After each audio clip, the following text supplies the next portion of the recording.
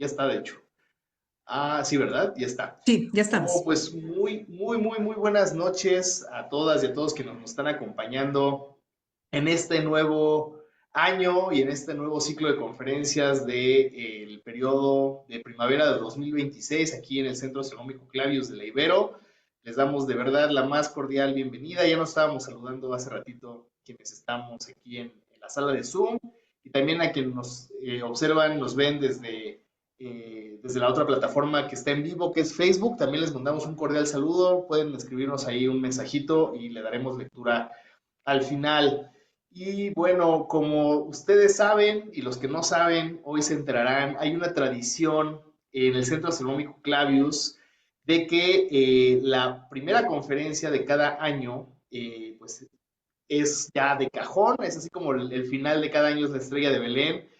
El principio del año es también de cajón, en donde dice Lore, hacemos Kimosabi, hacemos un recuento de lo más importante en astronomía que ocurrió en el año que cierra, en el año que cerramos, en este caso 2025, y también lo que se pronostica para el año 2026. Hay veces que se pueden pronosticar cosas, hay veces que no se pueden conocer con tanta precisión, pero lo que se espera un poquito para el año 2026 en astronomía. Y la tradición dicta que esa conferencia la da la doctora Lorena Arias Montaño, quien no es la invitada de hoy porque es la gran anfitriona del Centro Astronómico Clavius desde hace muchos años. Entonces, Lore, bienvenida a tu casa, bienvenida a tu conferencia tradicional. Aunque te pongas nerviosa, nosotros estamos muy ansiosos por escucharla. Y si me permites, Lore, para ya darte el foro, voy a leerles una brevísima semblanza académica de la doctora Lorena Arias Montaño, quien estudió la licenciatura en física en la Facultad de Ciencias de la UNAM, posteriormente la maestría y doctorado en astronomía en el Instituto de Astronomía de la misma universidad. Es docente en las áreas de física y matemáticas. Ha realizado trabajos de divulgación de la ciencia desde el año 2009, coordinando las actividades del Centro Astronómico Clavius de la Ibero, con el objetivo de llevar el conocimiento astronómico al público en general y apoyar la educación en gente de todas las edades. Ha participado en congresos especializados y ha publicado artículos de investigación en revistas arbitradas nacionales e internacionales, así como material de divulgación en distintas plataformas. Es profesora de tiempo completo desde marzo de 2019 aquí en la Universidad Iberoamericana y muchos de ustedes ya la conocen, pues la coordinadora de actividades de este noble centro astronómico. Lore, pues ahora sí es tuyo el foro. Muy bien, pues buenas noches a todos y todas. Es un placer estar de regreso. Aunque también es un placer irnos de vacaciones y disfrutar las vacaciones, pues después es un placer estar de regreso en las actividades académicas y particularmente en esta sección que es la divulgación de la astronomía. Y como dijo Gerardo, pues vamos a hacer un poco el recuento, el chisme de lo que estuvimos viviendo en astronomía durante el año pasado y un poco qué esperábamos para el siguiente. Y si bien le estuvimos hablando mucho de astronomía cada semana durante los periodos académicos de primavera, verano y otoño, pues cuando hacemos el recuento nos damos cosas que hay temas que sí tratamos, hay temas que no tratamos en nuestras conferencias y pues yo creo que de ahí empieza una tarea que aunque fueron notas del año pasado, pues podemos ahondar más en ellas y pues planear algunas conferencias. Voy a compartir mi pantalla. Ah, no, aquí no, es en Zoom. Digo que esto del Zoom siempre es una complicación. Por más que uno. Bueno, aquí está y le pongo, entonces ahorita ya me pierdo de todos los controles porque mi pantalla se hace grande. Ahí está, ¿ya lo están viendo? Sí, ya la vemos, nada más que no en modo presentación. Ahí está ya, perfecto. Y por alguna razón no puedo cerrar esta ventana. Bueno, a ver si me deja cerrarla. Ahí está. Y hacer chiquito este. Nada más déjenme acomodar el escritorio. Ahí está. Creo que ya con eso. Muy bien. Eh, Pues vamos a empezar y como siempre, cada que tenemos esta reunión, esta conferencia, pues yo comento que hacer el recuento de las principales noticias, o sea, a veces decimos así como el top 10, pues depende a quién se lo preguntamos, ¿no?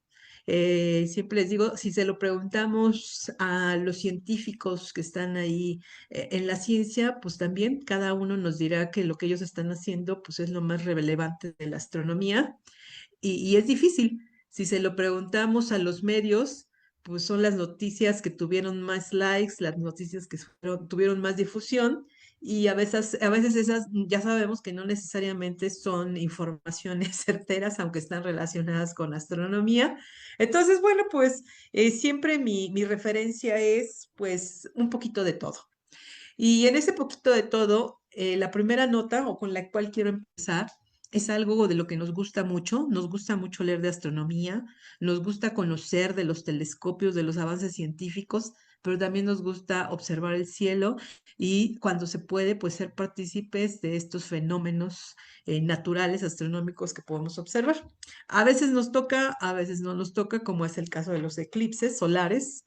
Y quiero empezar con un evento observacional que si ustedes recuerdan el año pasado cuando hicimos el recuento, pues incluimos esta observación que los habitantes de nuestro país pudieron observar, pero los que estaban más al norte, porque en el 2024, cuando estábamos festejando el Día de las Madres, pues sucedió que se pudieron ver unas auroras boreales en México.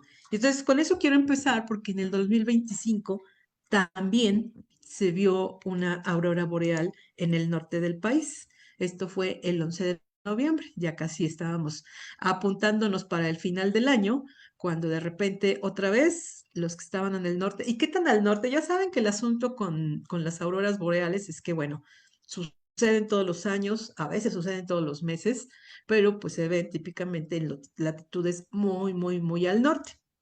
En esta ocasión, pues el Sol ha estado lo suficientemente activo para que estas eyecciones de masa coronal llegan a la Tierra y se extienden hasta latitudes medias e incluso un poco más abajo. Digo, cuando a veces hablamos de latitudes medias, estamos hablando de territorios de Norteamérica en Estados Unidos, pero ya que lleguen a México, pues es más complicado.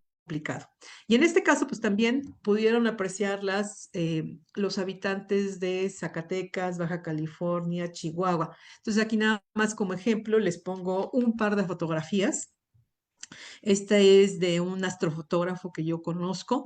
Lo encuentran de hecho en redes sociales como Daco, su nombre es Daniel Coronado.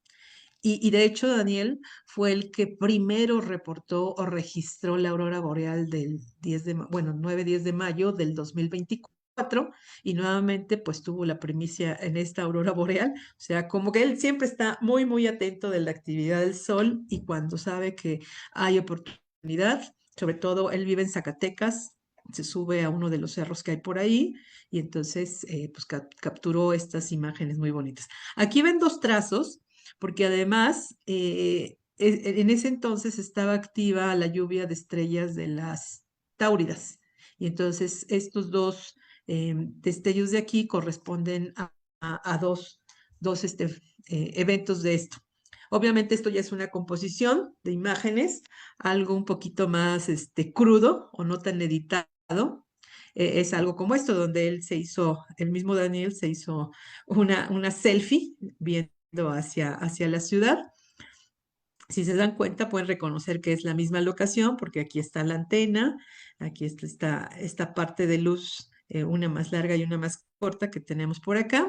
Y lo que sabemos y lo que nos cuentan, porque acá en la Ciudad de México no nos tocó, no nos llegó hasta abajo, es que, bueno, pues este color rojizo que adquiere el cielo pues solo se puede distinguir con una exposición de unos cuantos segundos con una cámara. A simple vista es complicado de ver, se necesita un cielo más oscuro.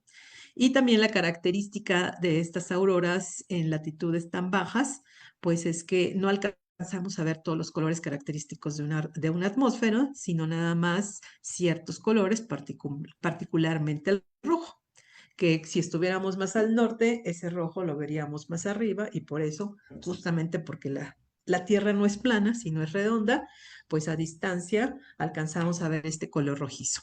Bueno, pues esto es de lo primero que les quiero comentar que tuvimos en el año 2025. Por supuesto, digamos, no es una lista en orden ascendente o en orden descendente, que digamos, vamos del 1 al 10 o del 10 al 9, así como cuenta regresiva para dejar al final lo mejor, porque otra vez no podemos decir que es lo mejor. Pero sin embargo, una noticia relevante y con esa quiero seguir, porque no, cuando estaba ahí que preparando no me aguantaba las ganas y yo siempre estaba pensando en que pues esta tiene que estar incluida, por supuesto, y ustedes ya se imaginarán cuál es. Pues es que, bueno, nada más antes de seguir a la nota, déjenme nada más comentarles que, bueno, pues esto de las auroras boreales, pues tiene que ver con que acabamos de pasar un máximo del sol. De hecho, también a inicios del 2025 platicábamos si ya estábamos en el máximo, si ya lo habíamos pasado. Y de acuerdo pues con las curvas, pues efectivamente ya estamos un poquito de bajada en el ciclo, que es el ciclo 25, y efectivamente ya pasamos el máximo del ciclo. Sin embargo, eso no quiere decir que aunque estemos ya de bajada, pues pueden seguir habiendo eventos que den lugar a auroras. Y también a lo largo de los años, en las conferencias de Clavius, pues recurrentemente hablamos de los ciclos anteriores de la actividad del Sol, y esto que nos muestra este periodo de cada 11 años de la actividad solar, que parece un electrocardiograma, pues como nos damos cuenta, los picos, que aquí lo que se registra es a lo largo del tiempo el número de manchas, pues eso no es plano, no es constante. Los ciclos, el máximo de los ciclos va cambiando, pero pues desde que yo tengo uso de razón, que estamos hablando por acá de los últimos 5 ciclos, eh, era un hecho que la tendencia es que los ciclos iban a la baja, por alguna razón. Se ha hablado de que si están cambiando las características del campo magnético del Sol o algunas otras cosas que todavía no entendemos, pero en los últimos 4 ciclos habíamos tenido una baja en el número de manchas solares. Ese era el pronóstico, que íbamos a seguir teniendo una baja, y sin embargo este ciclo nos sorprendió porque ahora tuvimos un mayor número de manchas que en el ciclo anterior. Entonces, ahorita vamos de bajada, después de la mitad de 11 empezaremos a subir nuevamente hacia el siguiente ciclo, y pues está desde ahorita la gran pregunta de qué va a suceder. ¿Va a seguir subiendo? ¿Se va a mantener igual? ¿O otra vez vamos para abajo? Pues eso no lo sabremos hasta dentro de algunos años. Y ahora sí, antes de pasar a la siguiente nota, curiosamente también por ahí en este año, y de hecho antes del fenómeno de la aurora que vimos, que se vio acá en México, por ahí yo me encontré una vez una nota, la siguiente, dice, en México, auroras boreales observables cada 3 décadas, dicen los científicos. Si ustedes ven aquí la fecha, esto es de julio del 25, que es previo a la aurora de noviembre que se vio en 2025. Y nada más aquí lo que nos comparten es que el hallazgo corresponde a un equipo de investigación de la UNAM y de colegas de 8 naciones, y Víctor Manuel Velasco Herrera estimó que el siguiente suceso ocurrirá aproximadamente en el año 2054. Bueno, pues ellos lo que podrían decir es que esto de noviembre fue parte de este bloque de auroras que se vienen en este periodo. No queda muy claro, o sea, yo le di una leída, pero pues no queda muy claro cuáles son los argumentos para decir que se están repitiendo cada 3 décadas, cada 30 años. Parece ser un asunto más o menos a partir de registros, pero sin ninguna explicación desde el punto de vista de la física del Sol. Entonces, igual, esta es una nota que se va a quedar aquí guardada durante 30 años, a ver si efectivamente se cumple. Yo espero que no, y que pues, en los próximos años sigamos teniendo posibilidad de auroras en México. Y ahora sí, les decía, por supuesto, una de las notas del 2025 pues fue las primeras imágenes del observatorio Vera Rubin, que pues en junio el 23 de junio, pues justamente programaron esta, digamos, noticia que fue difundida a nivel mundial. Todos estuvimos a la expectativa en aquel entonces de que, pues, qué íbamos a tener. Aquí pues no me quiero meter mucho en detalles porque ya tuvimos 2 conferencias al respecto, hemos estado hablando mucho de esto, pero pues acuérdense nada más como un breve recordatorio. Este es el observatorio, el edificio del Observatorio Vera Rubin, que fue construido en el Cerro Pachón. El Cerro Pachón está enfrente del Cerro Tololo. Y ahí como vecino, en el mismo Cerro Pachón, como vecino del Vera Rubin, también está el telescopio Gemini, que se llama Gemini porque hay dos telescopios gemelos, uno que está en el norte, en Hawái, y el del sur, que está acá en Chile. Entonces, el telescopio, de hecho, el observatorio es lo que se llama Vera Rubin, el telescopio tiene el nombre del uno del el principal fundador, digamos, no me refiero a fundador en términos de que lo hizo y estuvo, sino más bien el que dio los dineros para la construcción del telescopio. Ajá, y el proyecto también tiene otro nombre. Y como recordemos, la característica principal del telescopio es de 8 metros, no es el telescopio más grande que tenemos, pero lo que lo hace único es la cámara que tiene, la cámara más grande del mundo, el detector que tiene, entonces tiene una resolución increíble y aunque no es un campo chiquitito para darnos el detalle, pues justamente es una cámara que cubre varias lunas, porque la idea, como ustedes recordarán, es hacer todo un censo, una cobertura del cielo observable desde Chile, obviamente para ese telescopio está prohibido las zonas muy al norte porque no son visibles desde el sur, pero entonces esa cobertura del cielo se va a hacer de manera continua y repetitiva para entonces poder notar los cambios en cada una de las partes del cielo. Y esos cambios pues obedecen a diferentes cuestiones físicas o diferentes objetos astronómicos. Por ejemplo, aquí nada más como referencia les muestro cuál es la cobertura. Este es un mapa que nos cubre todo el cielo. Acá estaría el polo norte, acá estaría el polo sur y por supuesto, pues como les decía, esta zona gris en la que está prohibida para el telescopio.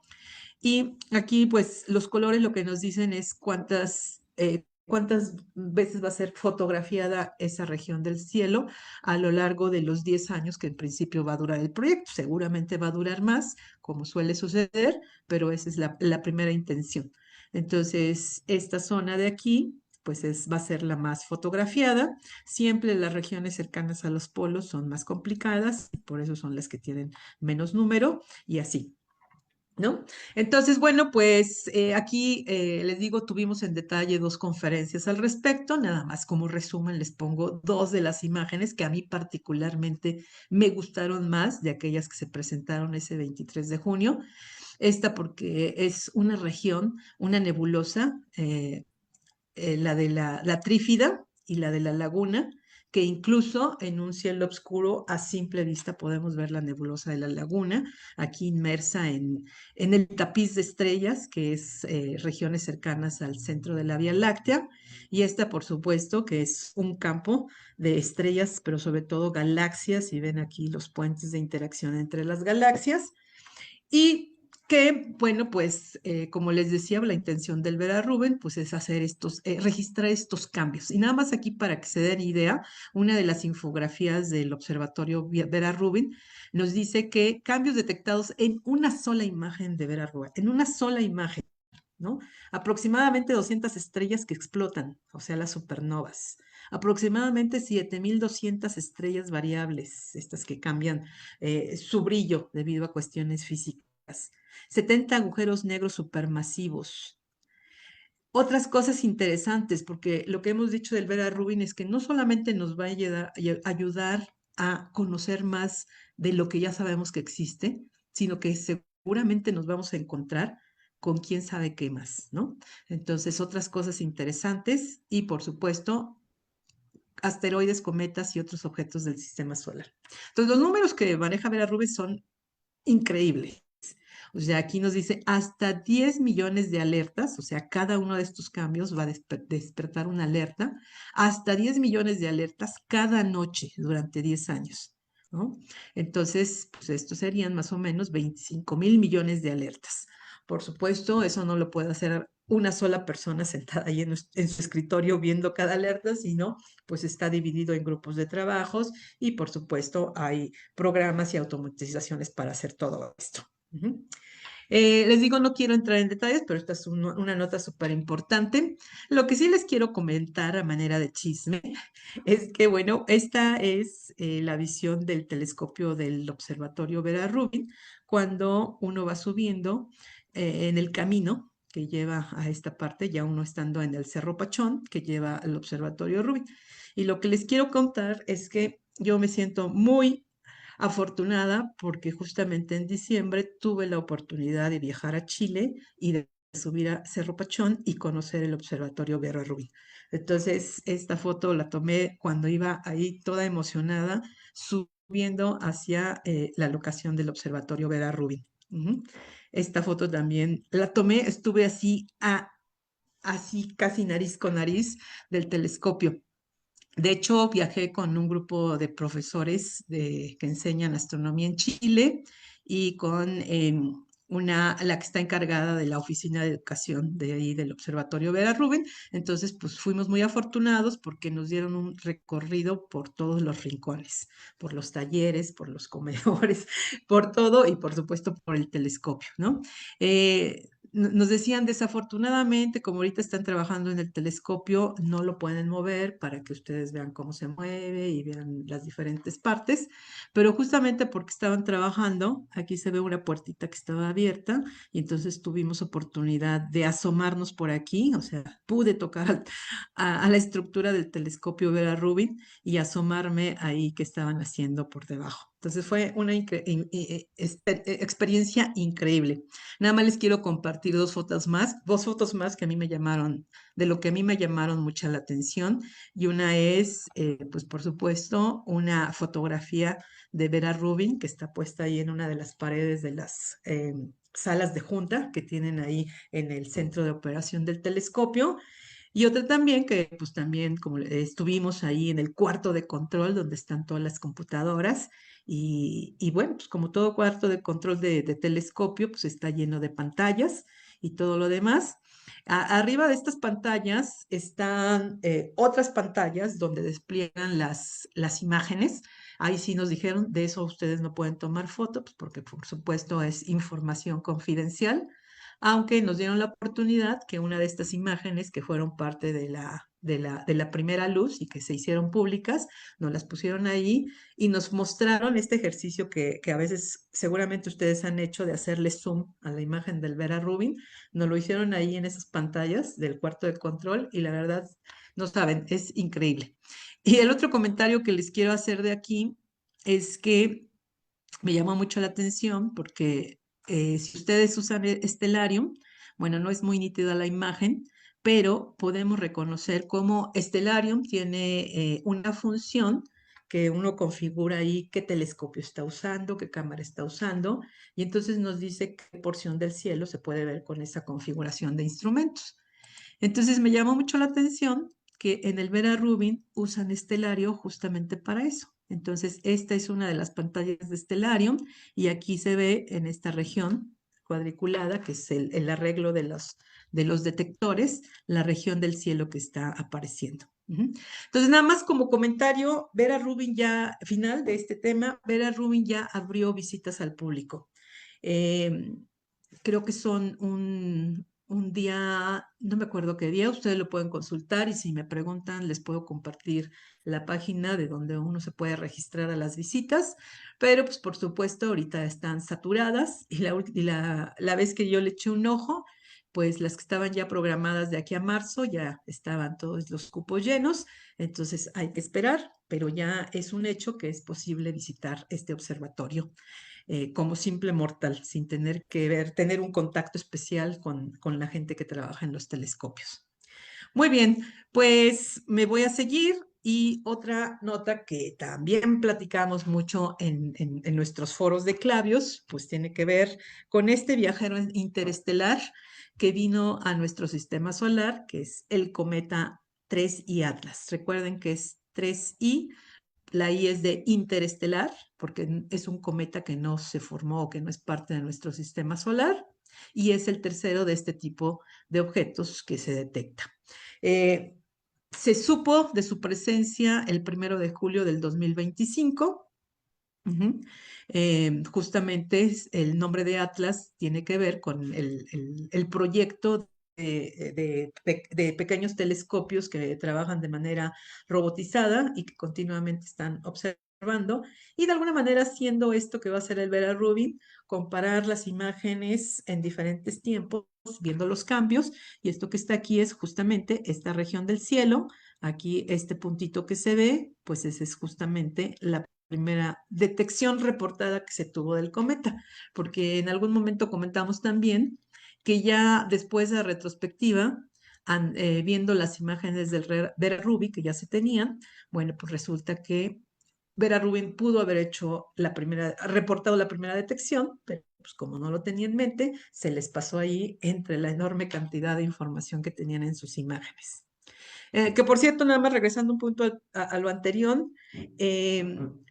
estas primeras imágenes que conocimos de Vera Rubin fueron todavía como parte de esta, le llamamos a veces temporada de ingeniería y de pruebas, y ya el proyecto como tal de ciencia está a punto de arrancar. Entonces, seguramente a lo largo de este año vamos a tener muchas notas al respecto y no se diga cuando hagamos el resumen del próximo año.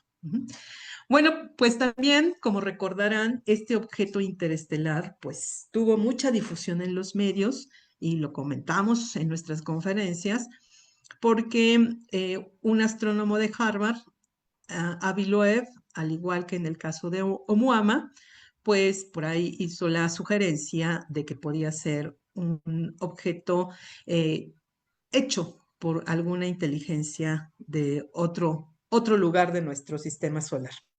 Y bueno, pues eso causó todo este revuelo, pero bueno, pues lo que nos queda claro ahora es que pues es un cometa, fue observado con los principales observatorios, con los principales telescopios, empezando por el telescopio espacial Hubble, que le tomó una primera foto con este telescopio el 21 de julio, fue observado con el James Webb, fue observado con una sonda llamada Clipper, que de hecho es una sonda que va camino a la luna de Júpiter, Europa, y digo va en camino porque va a llegar hasta el 2030, pero pues en su camino lanzaron la cámara hacia el cometa y también pudo ser fotografiada. Volvió a ser fotografiado el cometa en noviembre por el Hubble. Y bueno, pues como todo cometa, pues y cada cometa, si bien pertenece a la familia de los cometas, pues cada cometa tiene sus rasgos únicos y eso pasó mucho con 3 y Atlas. Al principio, pues recordarán, no presentaba una cola y entonces por eso algunos dudaban de que fuera un cometa, pero bueno, al final tuvo su cola, tuvo características generales propias de los cometas, pero también tiene características particulares y esto pues justamente es lo interesante, lo que lo hace un objetivo muy particular, sobre todo por no haberse sido formado, no haber sido formado en nuestro sistema solar, sino en otro sistema solar, y eso pues, nos ayuda a entender no nada más en nuestra vecindad, sino también los procesos que se dan en situaciones parecidas a la de nuestro sistema solar. Y por supuesto también pudo ser fotografiado por los aficionados. Esta foto, otra vez, parece ser que le estoy haciendo el gran comercial a mi colega astrofotógrafo Daniel Coronado, porque esta foto también es de Daniel. Él la tomó, de hecho, a unos metros de donde yo también estaba tomando fotos cuando hicimos una salida a San Luis Potosí. Esto fue el 15 de noviembre y efectivamente aquí se le ve la cola e incluso la anticola.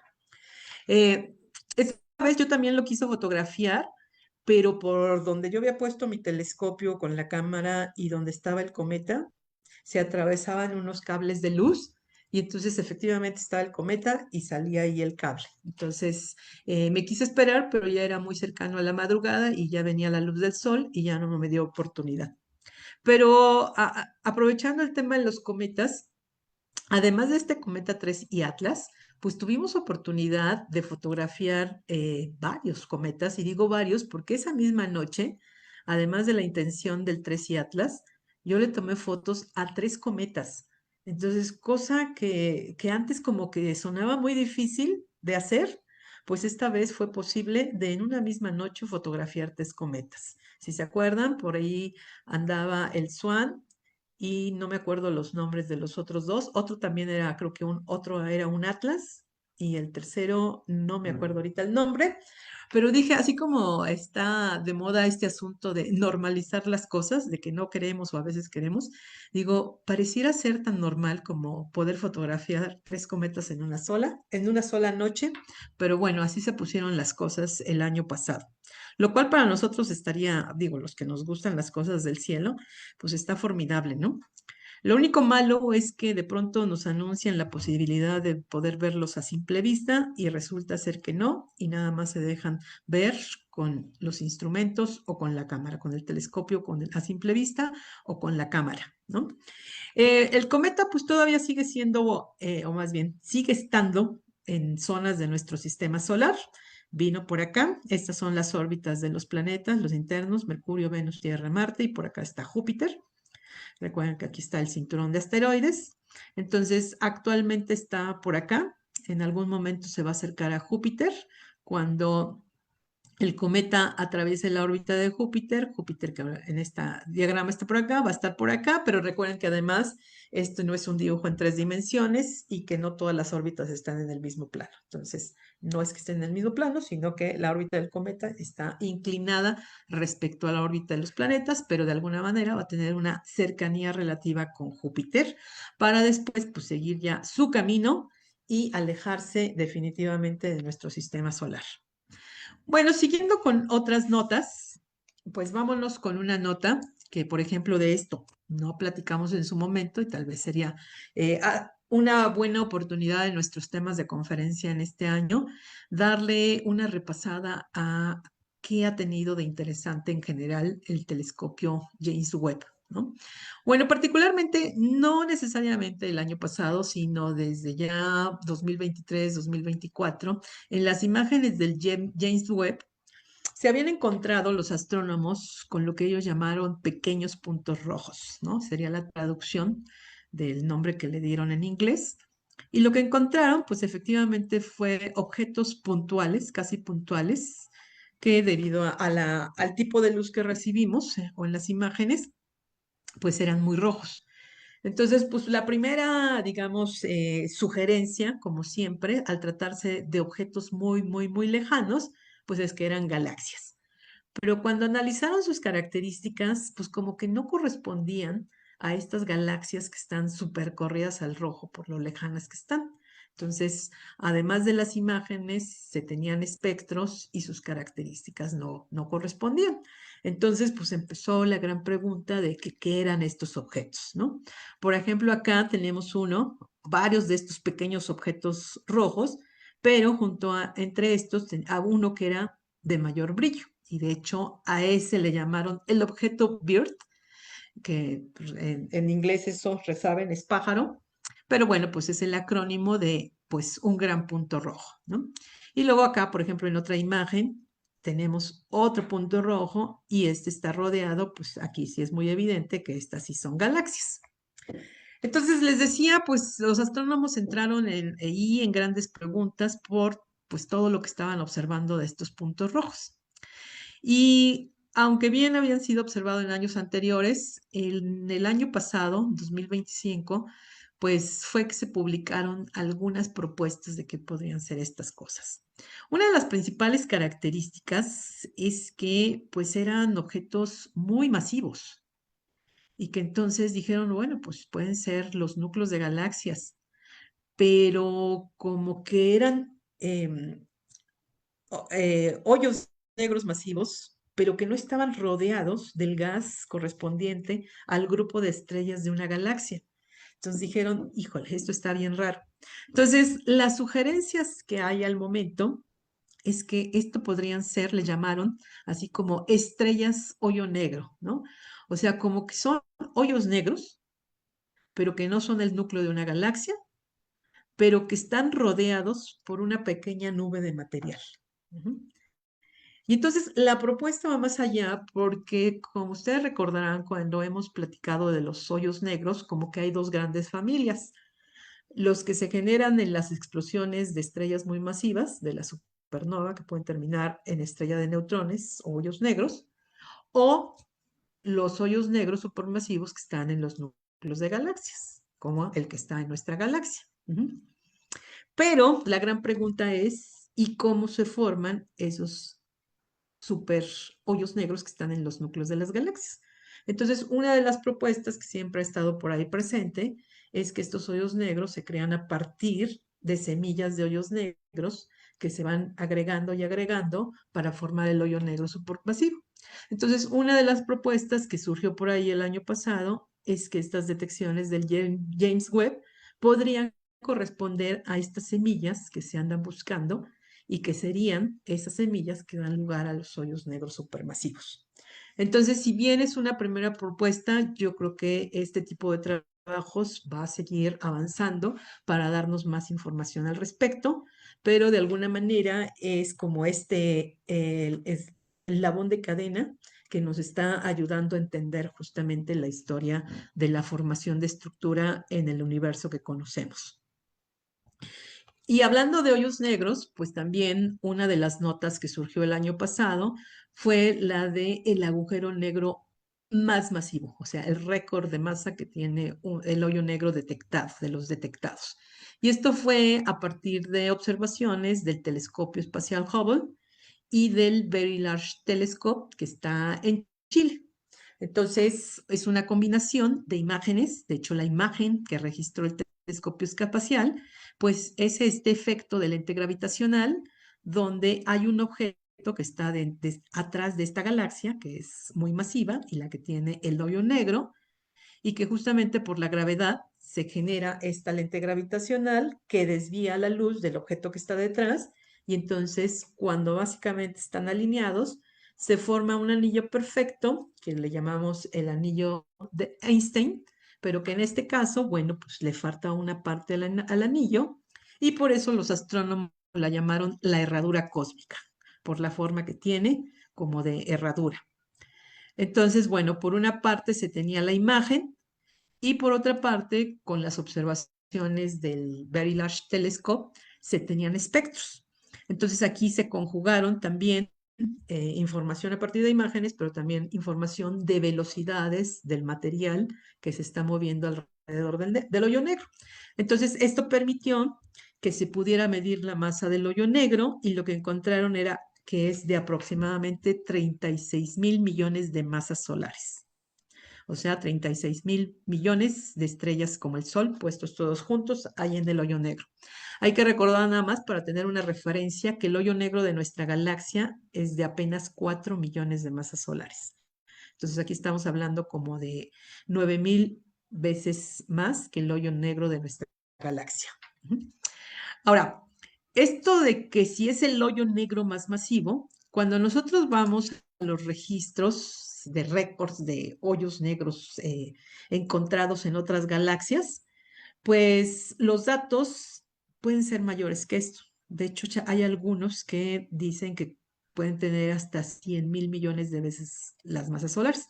Y en esa lista de hoyos negros supermasivos con mayor cantidad de masa está uno que lleva por nombre TON, con un número, perdón, y ese TON corresponde a Tonancincha, porque el objeto fue registrado ahí. Pero, pues lo que dicen los autores que reportaron este trabajo es que en esas otras estimaciones los cálculos son muy indirectos, que lo que usan son modelos y entonces el resultado en realidad no es una medición directa, y que en este caso el método que siguieron para encontrar la masa es un método más certero, y que entonces este podría ser tener menor error, y en ese caso podría ser justamente la medición el agujero negro más masivo. Entonces, bueno, siempre está interesante tener estos números ahí de las cosas que vamos encontrando en el cielo. Y en términos también de cuestiones cosmológicas, otra nota muy interesante tiene que ver con la energía oscura, particularmente con un instrumento que por sus siglas o su acrónimo se llama DESI, y que pues es el instrumento espectroscópico para la energía oscura. Aquí puse una imagen del edificio y en la cúpula cápsula donde al interior está el telescopio y el instrumento para pues justamente este estudio. Esto está en Kitt Peak, en Estados Unidos. Y aquí pues nada más recuerden que la energía oscura pues es algo que, híjole, nos pone los pelos de punta, porque cuando nos ponen este diagrama de Pi, que nos dicen, a ver, lo que nosotros conocemos y podemos ver como materia ordinaria apenas es el 4%. Y luego eso que llamamos materia oscura, que se encuentra ahí preferentemente en los halos de las galaxias, pues es el 22%. Y el 74% restante es lo que llamamos energía oscura, que no sabemos ni qué es, pero que lo que está haciendo es acelerar la expansión del universo, ¿no? Esa es la idea que hemos estado manejando en los últimos años. Bueno, pues después de algunos años, 3 aproximadamente, de estar capturando datos con este instrumento, pues este fue uno de los de las citas que hizo el director de este proyecto en el 2024, de hecho, y dijo, observamos algunas diferencias potencialmente interesantes que podrían indicar que la energía oscura evoluciona con el tiempo. Estas podrían desaparecer, o sea, las diferencias podrían desaparecer con datos, o sea, a lo mejor es algo que no es tan real, por lo que nos entusiasma comenzar pronto a analizar nuestro conjunto de datos de 3 años. Pero aquí, bueno, pues el asunto es que todos los modelos que se habían trabajado, o que se siguen trabajando algunos, es que se considera que la energía oscura, pues permanece constante, y así es como ha estado evolucionando el universo. Bueno, pues, ¿qué es lo que se dice con los resultados de este proyecto y lo que se dijo más bien en el 2025? Es que la energía oscura efectivamente existe, pero que el universo actual ya ha entrado en una fase de desaceleración, porque justamente la energía oscura se ha estado debilitando. Y que por lo tanto el destino del universo podría cambiar. Digo, esto de alguna manera rompe algunos paradigmas de la cosmología tradicional, bueno, no tan tradicional, porque ya hablar de energía oscura y todo lo demás no es tan tradicional, pero pues sí va a traer mucha información en los próximos años, porque entonces ya se están retomando algunas ideas que se habían descartado de que, bueno, pues entonces el universo, en lugar de seguir acelerando, va a frenar y que esto, pues eventualmente podría llegar a este Big Crunch, o sea, la antítesis del Big Bang, donde nuestro universo podría regresar otra vez a un estado de singularidad. Entonces, pues vamos a esperar a ver qué más nos dicen en este año que empieza y en los próximos años para saber qué se espera de nuestro universo. Y pues nada más aquí como una nota al margen, hay que recordar que todo esto de la aceleración del universo, pues es un resultado que se tuvo a partir de estudios de supernovas, particularmente las supernovas de tipo 1A, que no son las que explotan en estrellas masivas, sino en estrellas de baja masa, pero que pertenecen a sistemas binarios, entonces que la compañera les agrega masa, llegan a una masa límite, que se llama el límite de Chandrasekhar, y es cuando explota. Entonces, en ese sentido, lo que se ha pensado siempre es que como todas explotan cuando llegan a ese límite y ese límite está determinado, pues todas tienen un virillo que es el mismo. Sin embargo, algunos estudios recientes tienen evidencias para decir que no las podemos usar como candelas absolutas, o sea, como decimos, ya sabemos cuál es el brillo, medimos el brillo aparente y a partir de ahí determinamos la distancia y ahí podemos meter las correcciones de la expansión del universo, pero lo que se dice actualmente es que pues no son candelas o no se pueden tomar como candelas porque el brillo no sería uniforme. No nada más va a depender eh, de la explosión, sino que va a tener que ver con la historia anterior de la estrella que explotó, o sea, las características que tenía la estrella antes de explotar. Entonces, esto pues nos pone también en una posibilidad de cambios donde pues algunas ideas que se tenían pues pueden ya no ser tan ciertas. Entonces, como decía, pues vamos a seguir esperando.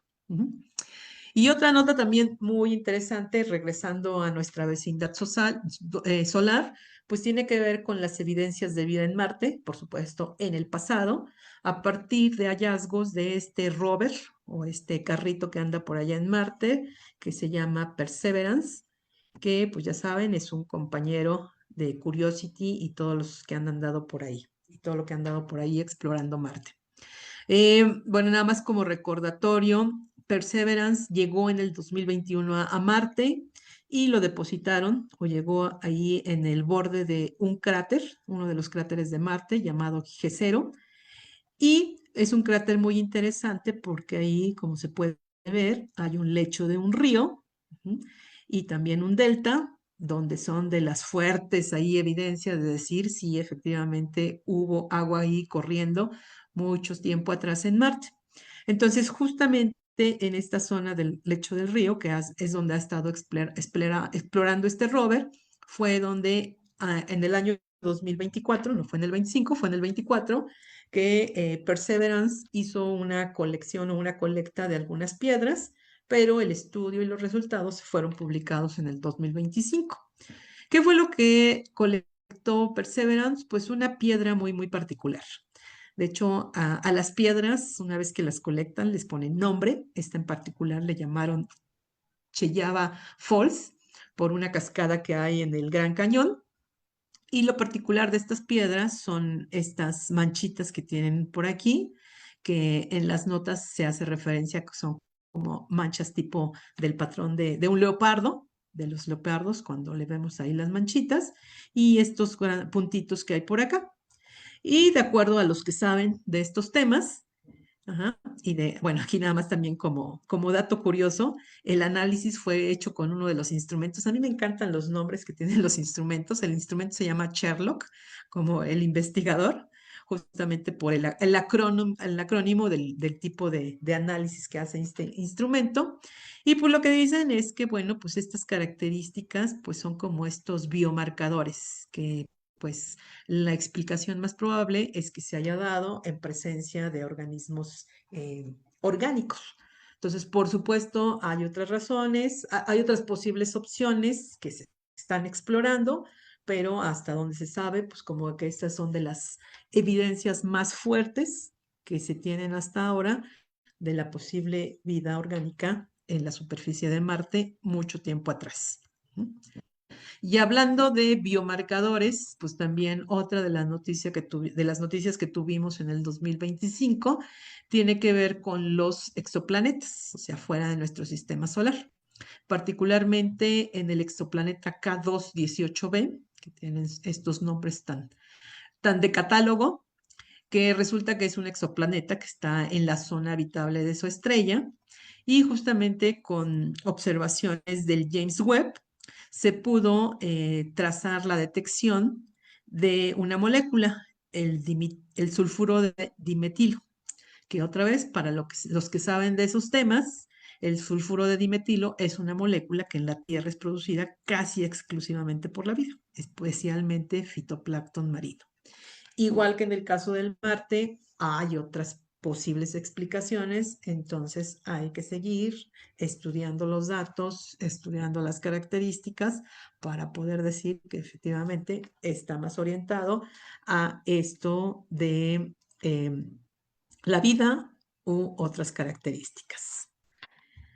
Bueno, vámonos a otra nota de chisme y es aquí un poquito de sensacionalismo porque pues también se acordarán que a lo largo de pues sobre todo de la última década, yo me acuerdo que de hecho es un tema de las primeras conferencias que yo di en Clavius, de platicar del futuro encuentro, donde digo, ¿dónde futuro? Es dentro de varios miles de millones de años entre nuestra galaxia, la Vía Láctea y Andrómeda, ¿no?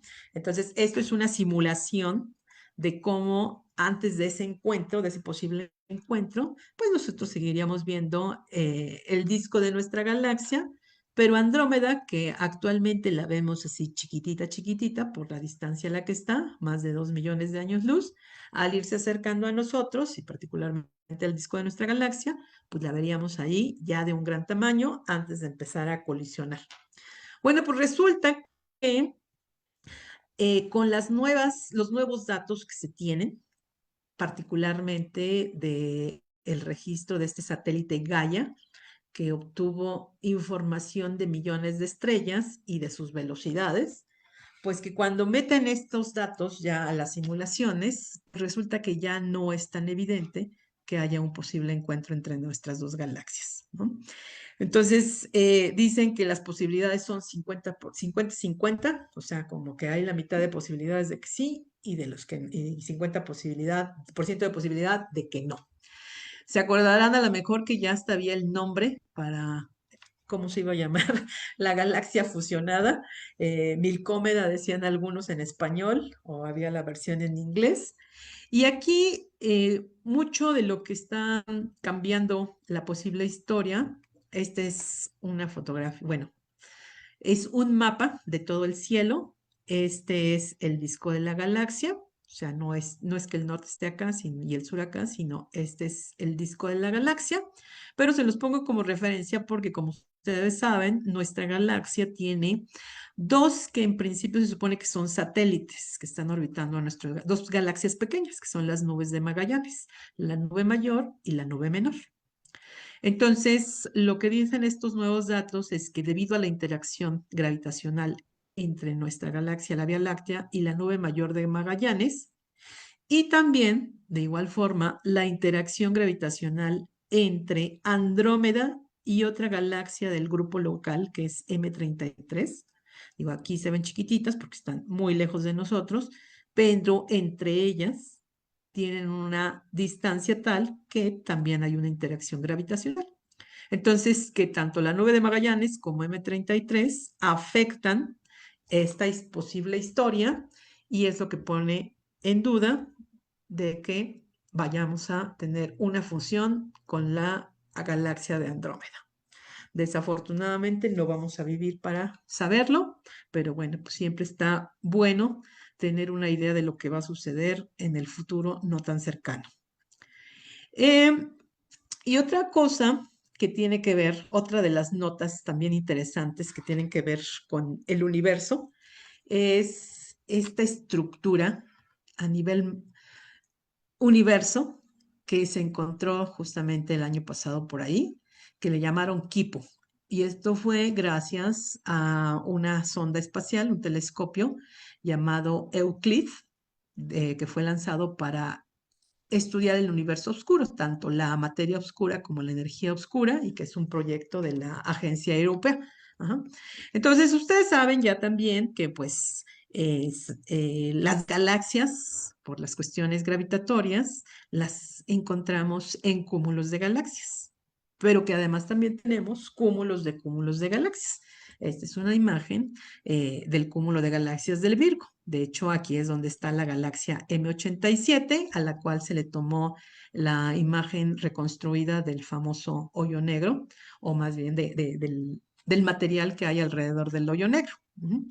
Bueno, pues esto de aquí es una fotografía de un cúmulo de galaxias tomada con esta sonda Euclid, que es el cúmulo de Perseo, que no confundir con el doble cúmulo de Perseo. Cuando decimos el doble cúmulo de Perseo, nos referimos a los cúmulos estelares, dos cúmulos abiertos que están muy bonitos, que son muy bonitos allá en la constelación de Perseo.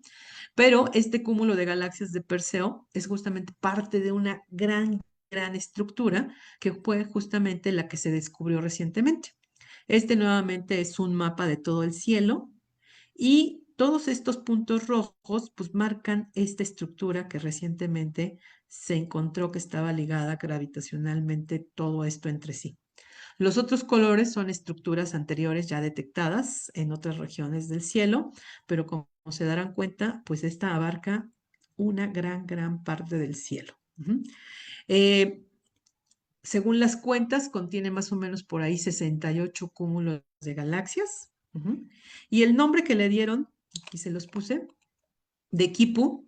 Kipu es uno de estas serie o conjunto de cuerdas a las que se le hacen nuditos que usaban los antiguos incas en Sudamérica y que lo usaban para pues poner ahí registros de diferentes cosas. Entonces, un poco en, digamos, en ciertas analogías con la historia cosmológica, y porque muchas del estudio, el análisis de todo esto se hizo en Chile, pues decidieron ponerle a esta estructura el nombre de equipo.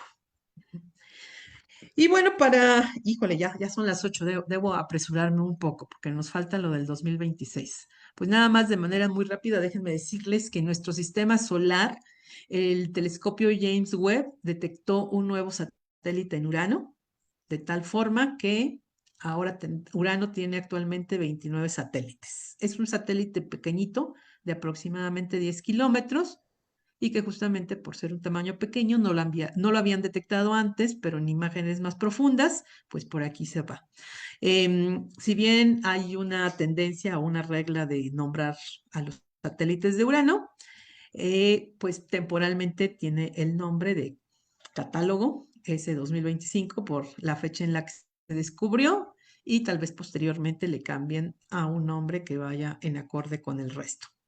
Pero no solamente en Urano, también en 2025 se le descubrieron 128 satélites más a Saturno. Muy pequeñitos, pero el caso es que ahora tiene 274 en total. Eso en Clavius nos preocupa porque recuerden que nosotros tenemos una exposición a escala del sistema solar donde tenemos la información del número de satélites. Entonces, pues en algún momento vamos a tener que actualizar esta información. Este es más o menos pues un gráfico de cómo están la distribución de los satélites. Por supuesto, los principales, los más grandes y los que a veces alcanzamos a ver con el telescopio de aquí de Clavius están por acá, muy cerca de Saturno. Y luego más hacia afuera pues están los más pequeñitos y los que se encontraron recientemente. Pero pues cada vez incrementa el número de integrantes en nuestra familia del sistema solar. Y nada más para entrar ya justamente al 2026, pues 2025 por supuesto tuvo toda una historia de exploración espacial, hubo lanzamientos, sobre todo de SpaceX. Esta foto que les pongo aquí, una noche, bueno, más bien un atardecer que estaba yo preparando mi telescopio en Ensenada para hacer observaciones. Yo no tenía idea que iba a haber un lanzamiento y de repente se me aparece esto por ahí. No era la primera vez, esta vez era la segunda vez, esto fue en septiembre del 2025, pero la verdad es que son de las cosas más graciosas, divertidas, interesantes, raras de ver en el cielo. A mí me llamó mucho la atención y me quedé ahí embobada viendo esa cosa. Entonces, hubo muchas cosas con la exploración espacial en el 2025, pero pues aquí quiero hacer la transición al 2026 para decir que 2026 sin duda pues va a ser el año de la luna, porque como nos decía Emma en la antesala, pues está programado que la misión Artemis 2 pues lance astronautas a la luna. No tiene todavía la fecha definida, lo que se dice es que no va a ser antes de febrero, pero que tampoco va a ser después de abril. Entonces, seguramente en este periodo de primavera tendremos muchas noticias al respecto. Y nada más hay que recordar que esta misión no va a llegar a la superficie lunar. Es una misión avanzada de exploración para seguir en pruebas con el transporte de las futuras exploraciones, tripulaciones que sí, ya se piensa que va a regresar a la superficie lunar. Aquí nada más les pongo un resumen de lo que va a ser la trayectoria. Va a salir de Florida, le va a dar ahí como una órbita a la Tierra para después ir a su viaje hacia la Luna, la va a sobrevolar y después va a regresar a la Tierra. Va a ser una trayectoria que va a durar 10 días. Entonces, pues estemos muy, muy al tanto de lo que va a suceder. También los chinos van a tener en este año, o está programado, que para el verano lancen un rover al polo sur de la Luna.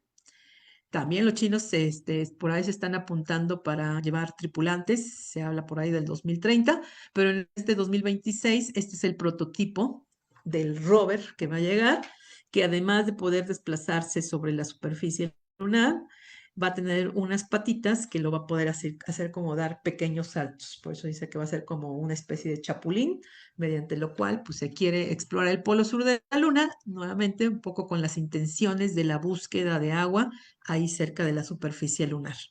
Ujú. Una sonda que fue lanzada en 2018 y que también en algún momento de estos resúmenes, tal vez en el de 2018, 17 o 19 mencionamos por ahí, fue la Bepi Colombo, que su objetivo es la exploración o el estudio de Mercurio. Esta es una sonda que en conjunto con la Agencia Espacial Europea y la japonesa, pues lanzaron esta sonda y de hecho, pues Mercurio está relativamente cerca, ya llegó a las cercanías de Mercurio, pero en realidad lo ha estado sobrevolando. Entonces, más bien es en este año cuando ya va a entrar en verdadera órbita alrededor de Mercurio, que entonces va a ser las principales observaciones. Esta es una bonita foto donde se ven algunos de los componentes de la sonda y aquí en el fondo tenemos al planeta Mercurio. Ujú. Y también está la propuesta o está el plan del lanzamiento de otro telescopio espacial que lleva el nombre de una astrónoma, Nancy Grace Roman, y que de hecho por eso le van a llamar el telescopio Roman. Se dice que Nancy Grace Roman es la mamá del telescopio espacial Hubble, porque bueno, pues tuvo una gran influencia en el desarrollo de este programa. Entonces, yo creo que este es uno de los temas que merece una charla para hablar de todos estos detalles y también de esta gran mujer. Les digo que es un proyecto que probablemente sea en el 26, pero muy probablemente se vaya el 27, entonces también ya estaremos platicando en su momento al respecto. Ujú. Y ahora sí, como para dejar un poco de tiempo, déjenme platicarles muy rápidamente de qué podemos observar en el 2026. Bueno, pues ya saben, cometas siempre tenemos, que como les decía el año pasado, aunque a simple vista era complicado de verlos, se pudieron fotografiar. Ahorita, pues los números, recuerden, magnitud 6 o un número menor a 6 es lo que podemos ver visual con el ojo. Arriba de 6 solamente con instrumentos ópticos y ya de 12 para arriba necesitamos un telescopio muy, muy, muy grande. Entonces, por ahí siguen andando algunos cometas. Aquí está el 3I Atlas, que está ahorita en la constelación de Cáncer, pero ya con una magnitud tal que pues solo los telescopios científicos pues siguen pudiendo hacer observaciones. Eh, Se dice que uno, bueno, como siempre, aquí digamos es una tablita de los cometas que podríamos tener en el 2026 y bueno, la época del año pues coincide con su máximo acercamiento a la Tierra. Tenemos aquí uno de nombre raro, que mejor ni lo leo porque no lo voy a poder pronunciar bien. Luego, estos en enero, luego hay uno en marzo, luego hay en abril y luego hay en agosto. Pero pues ya saben, con los cometas tampoco se puede confiar porque pues la interacción con el Sol pues les puede pasar muchas cosas. Pero no puede faltar que los medios pues ya empiezan a hacer ruido y por aquí una nota nos dice, pues los astrónomos ya tienen por ahí puesto en la mira lo que va a ser el gran cometa del 2026. Acuérdense que siempre que empieza un año nos dicen, este va a ser el cometa del año. Ujú. Bueno, pues nos dicen que uno de los cometas que se descubrió el año pasado, con otro de los programas que se pasan ahí viendo el cielo, pues podría ser, como va a tener su cercanía a la Tierra en abril, pues podría ser el cometa del año. Sin embargo, cuando vamos a los pronósticos o lo que se espera de la magnitud máxima que va a alcanzar, o el brillo máximo, pues es una magnitud del orden de 8, que ni siquiera la podemos ver a simple vista. Entonces, recuerden no caer o no creer en todo lo que nos dicen los medios. Entonces, hay que aprender a analizar qué información es veraz, qué tanta lógica, sentido tiene y, pues, por supuesto, nosotros que somos amantes de la astronomía, no nos pueden engañar, porque sabemos mucho de astronomía y si no sabemos de astronomía, para eso vamos a Clavios. En términos de eclipses, pues tenemos dos solares y dos lunares. En orden de apariencia, el primero es un solar, que es el próximo mes, va a ser un solar de tipo anular, pero pues aquí ven la animación, donde está la sombra gris, es donde se va a ver como parcial, y el puntito que se va por ahí desplazando es la franja de anularidad. Entonces, como verán, tendríamos que irnos al polo sur y pues la verdad está ahí un poco complicado. Entonces, digo, estaría genial tomar un crucero y poder ver este eclipse, que los hay, pero esos cruceros siempre son bien caros. Pero bueno, pues entonces nos vamos a este año, yo creo que nos vamos a tener que conformar al menos con un total de luna, que sucede en la madrugada del 3 de marzo, que aquí el mapa nos indica que esta es la zona de no visibilidad, pero nosotros sí nos toca ver. Entonces hay que madrugar un poco, pero sí nos toca ver el eclipse. Entonces 3 de marzo para que lo pongan en la agenda. El tercer eclipse del año es otro solar, este sí es total, el 12 de agosto, y nuevamente verán que si se van por acá muy al norte de Estados Unidos, les toca ver una parcialidad. Pero si lo que quieren es ver el total, pues tendrían que ir o a Groenlandia o a Europa, particularmente España. España, aquí tienen el mapa, este es donde tiene la máxima duración, esta es toda la franja, digamos, de las ciudades principales de España, está Oviedo, muy cerca del centro de la franja, Burgos, Zaragoza, y por acá, yéndonos hacia el océano, pues tenemos Valencia. El detalle, como ya hemos comentado también, con este eclipse es que es un eclipse relativamente corto. La máxima duración son 2 minutos y 20 segundos. Siempre dura más conforme estamos más cerca del centro. Pero bueno, o sea, si hay posibilidad, pues vámonos a España. Y si no, pues nos vamos hasta Egipto en el 2027. Y el último eclipse del año, que es un parcial de luna. Recuerden, los parciales de luna son bonitos, no tan bonitos como los totales y no tan excepcionales como los de sol totales, pero bueno, lo que hay. Este es el 27 de agosto. Estamos en la franja de visibilidad, pero bueno, nos toca con la luna muy cerca del horizonte. Entonces, pues también va a estar un poquito, digamos, complicado. Y es un eclipse, si bien parcial, se quedó a poquito de la totalidad. O sea que si se dan cuenta, se queda apenas un pedacito de luna, perdón, de tierra, fuera de la sombra de la luna. Entonces, pues así las cosas con los eclipses. Y en términos de planetas y luna, pues ya saben, siempre hay alineaciones. Bueno, alineaciones ya saben que como los planetas siempre están a lo largo de la eclíptica, pues siempre podemos decir que propiamente están alineados. Pero hay configuraciones ahí particulares que siempre son bonitas de ver. Y de igual forma, pues podemos tener ocultaciones de algunos planetas o de estrellas por la luna. Particularmente en este 2026 tenemos una ocultación de Júpiter el 6 de octubre, que si se dan cuenta, bueno, esta es la zona de ocultación. Nos toca justamente en territorio mexicano, pero si se dan cuenta, aquí hay una línea más rellena y esto parece así como una pequeña extensión. Esto lo que nos marca es que no vemos la ocultación completa porque ya nos toca la luna cerca del horizonte. Entonces, particularmente si vamos a Stellarium y nos vamos al 6 de octubre, pues así es como se va a ver la ocultación desde la Ciudad de México. Entonces tenemos esta pequeña parte iluminada de la luna y esta que es la no iluminada, por ahí va a meter Júpiter con todas sus lunas.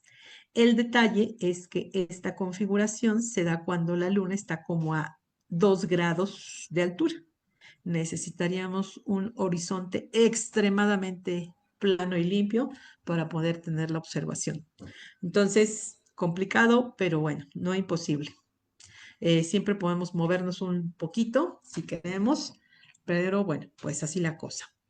Y les decía, de configuraciones bonitas, podemos hablar de la que se va a dar el 20 de abril al amanecer. Van a estar Marte, Saturno y Mercurio ahí en un espacio particular del cielo. Esto hay que madrugar, cercano a las 6 de la mañana. Y por ejemplo, el 7 de noviembre, también al amanecer, a las 6 de la mañana, tenemos Venus. La conjunción de Venus con la Luna es muy recurrente. En este caso tenemos un tercer astro que es ay, se me fue el nombre de la estrella de Virgo, la más brillante. Se me fue el nombre. Ahorita me dicen. Explica. Es Pica, justamente. Es Pica. Entonces tenemos ahí el encuentro de 3 cuerpos. En general, pues ya saben, siempre podemos hablar de la visibilidad de los planetas a lo largo del año. Por ejemplo, ahorita en enero, Mercurio siempre está cerca del Sol prácticamente es complicado de verlo. Estos son los meses donde lo podemos ver. Venus y Marte están muy cerca del Sol. Ahorita vemos a Júpiter toda la noche, justamente porque acaba de pasar en días pasados su posición opuesta al Sol, entonces lo tenemos toda la noche, todavía es época de ver a Saturno y Urano y Neptuno también lo podemos ver, pero ya no toda la noche. Entonces así nos podemos ir con todos los planetas. Y las lluvias de estrellas, esta información es parte de las efemérides que ponemos en nuestros calendarios. Eh, las típicas siempre dependen un poco de la fase lunar. Y siempre hay un pronóstico del número de meteoros por hora. Recuerden que pues, las dos principales del año son las Leónidas y las Gemínidas. Este año las Leónidas pues tiene un pronóstico bajo, pero las Gemínidas muy altas.